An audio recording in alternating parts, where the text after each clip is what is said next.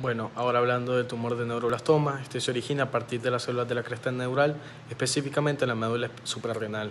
Es el tumor sólido extracraneal más frecuente en lactantes y niños. La prevalencia aproximada de este es de por cada caso 7.000 nacidos vivos y se diagnostican unos 700 casos anuales. La edad media son de 18 meses y un 40% de los casos se diagnostican en lactantes.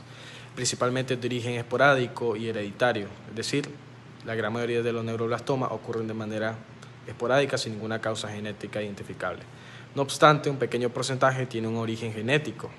Esto se da debido a distintas alteraciones genéticas específicas que determinan su agresividad y pronóstico. Por ejemplo, la amplificación del gen MISN.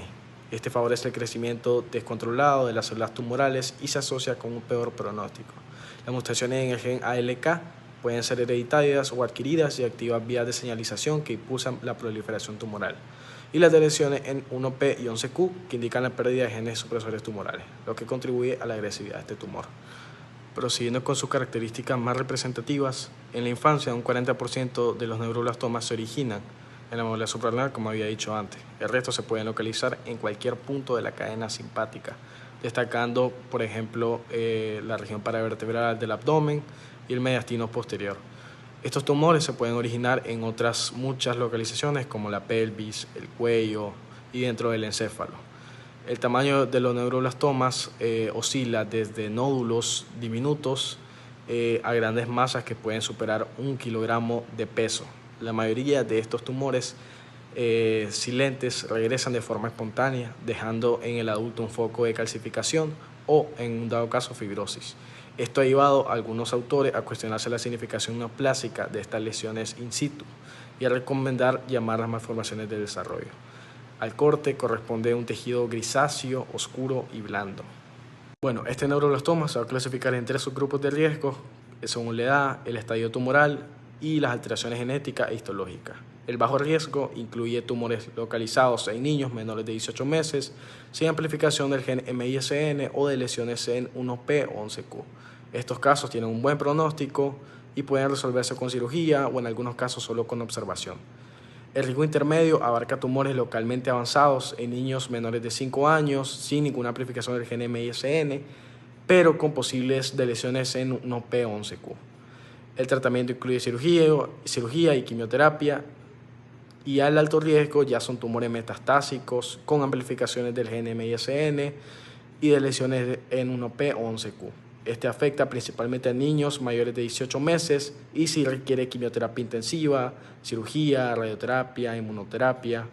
Tiene una supervivencia menor al 50% cuando el tumor se vuelve metastásico. Bueno, ahora hablando de su morfología, los neuroblastomas más clásicos están constituidos por células de aspecto primitivo, pequeñas, de núcleos oscuros, con escaso citoplasma y límites mal definidos, que crecen formando una especie de sábanas sólidas y puede resultar difícil distinguir estos tumores a nivel morfológico de otros tumores de células redondas, azules y pequeñas. Pueden observarse llamativos fenómenos de degradación nuclear, que es la cariorrexis, y mucho pleoformismo y mitosis. En el fondo del tumor se suele encontrar un material eosinófilo claro, fibrilar, que se corresponde con las prolongaciones neuríticas de los neuroblastos primitivos.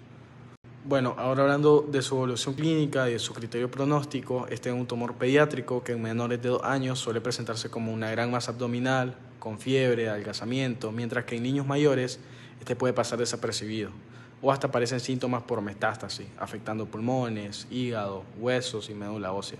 También se puede producir proptosis, equimosis y disfunción vesical o intestinal. En neonatos con enfermedad diseminada pueden aparecer metástasis cutáneas que dan una coloración azulada a la piel. El pronóstico depende más que todo de la edad, el estadio y las alteraciones genéticas. Estos tumores en estadios iniciales suelen ser favorables, salvo si presentan amplificación del oncogen MISN, que tiene una mayor agresividad. Los menores de 12 meses tienen un buen pronóstico, mientras que los mayores de 18 meses con enfermedad avanzada tienen un mayor riesgo. La ploidía tumoral también influye los tumores hiperdiploides, que son menos agresivos que los casi diploides. Y bueno, hablando del tratamiento, se han estudiado retinoides e inhibidores del gen TRKB, pero la detección precoz mediante metabolitos urinarios ha demostrado que se puede reducir la mortalidad. por lo que no se aplica a nivel poblacional. Bueno, ahora procediendo con el tumor de Wilms, este es el tumor renal primario más frecuente en la infancia y el cuarto tumor maligno pediátrico más frecuente. La incidencia máxima de este tumor se produce a los 2 a 5 años y un 95% de los casos se producen antes de los 10 años. Un 5 a 10% afectan a los dos riñones de forma simultánea o uno después de otro. Los tumores de Wilms bilaterales aparecen a una edad mediana de 10 meses menor que los tumores limitados a un solo riñón, y se asume que estos pacientes son portadores de una mutación en la línea germinal para uno de los genes que predisponen al tumor de Wilms.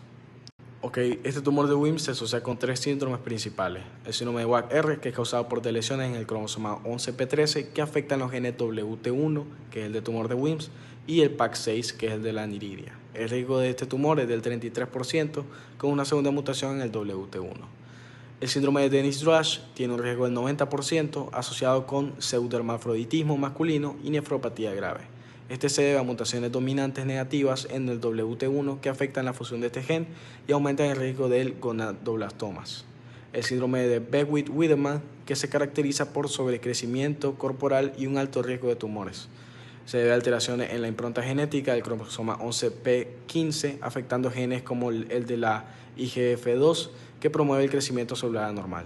También predispone a otros tumores como hepatoblastomas o rhabdomyosarcomas. Bueno, ahora hablando de su morfología, a nivel macroscópico, este tumor suele causar una masa bien delimitada, grande y solitaria, aunque un 10% de estos tumores son bilaterales o multicéntricos. Al corte, se trata de tumores grisáceos, pardos, blandos y homogéneos con ocasionales focos de necrosis, quistes o hemorragias. Histológicamente, este tumor imita distintas etapas de desarrollo renal. Presenta una combinación trifásica de células como son los blastematosas, que estas son células pequeñas, azules y poco diferenciadas, epiteliales, que estas forman túbulos o glomérulos abortivos, y estromales, que estas son fibrocíticas con músculo esquelético, ocasionalmente incluyen cartílago, tejido adiposo o nervioso. Un 5% de estos tumores presentan aplasia caracterizada por núcleos grandes, hipercromáticos y mitosis anormales, lo que se asocia con mutaciones en el gen TP53.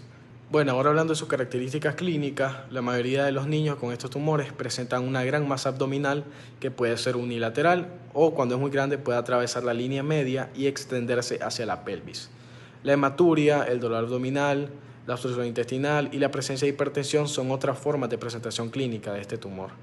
Es un número notable de casos cuando se diagnostica por primera vez este tumor, se reconocen ya metástasis pulmonares. La mayoría de los pacientes con tumor de Wilms pueden curarse, pero la histología anaplásica y alteraciones genéticas, como la pérdida del gen 11q o 16q, empeoran el pronóstico. Además, existe un riesgo aumentado de segundos tumores primarios, algunos ya sean por predisposición genética u otros por efectos del tratamiento, especialmente de la radioterapia, cuyo uso debe ser específicamente preventivo.